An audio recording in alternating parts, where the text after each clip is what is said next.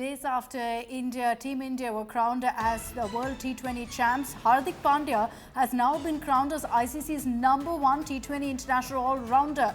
Hardik Pandya thereby has become the first Indian to occupy the top spot in ICC T20 international all-rounders rankings. Hardik Pandya has risen 2 places to become the first Indian to occupy this spot. This as the country's cricketers improved their standings following their title-winning performance in the just concluded World Cup.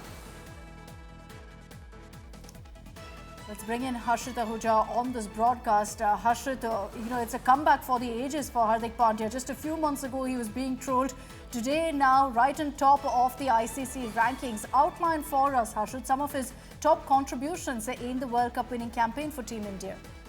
Well, Akshata, first and foremost, the most determining or defining innings that he played was, or his contribution came in the final, the all-important final. If it wasn't for his crucial spell, 3 for 20, well, that has to go as his best performance, and that's when you needed him to step up as well.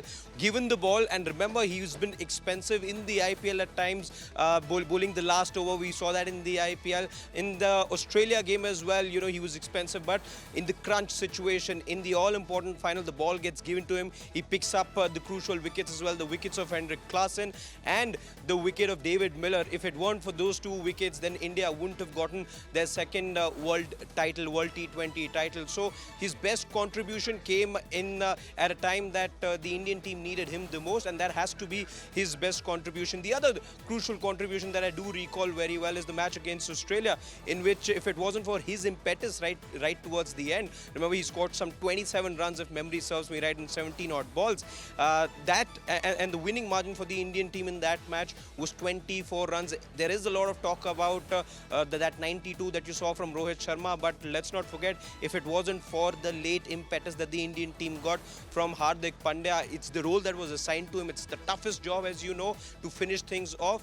And there as well, he played a handy role. In the game against Bangladesh too, the only Indian player to score a 50 that time as well. So he very well executed the role. He very well performed the role that was expected, and it's only fitting that Hardik Pandya, who until just about a few months back was getting the wrath of the Mumbai Indians supporters for that captaincy change, now getting all the praise, and now the #1 ranked player as well as far as all-rounders are concerned. So well deserved. We're waiting, of course, for Hardik and the entire team to touch down here in India to celebrate their massive accomplishment.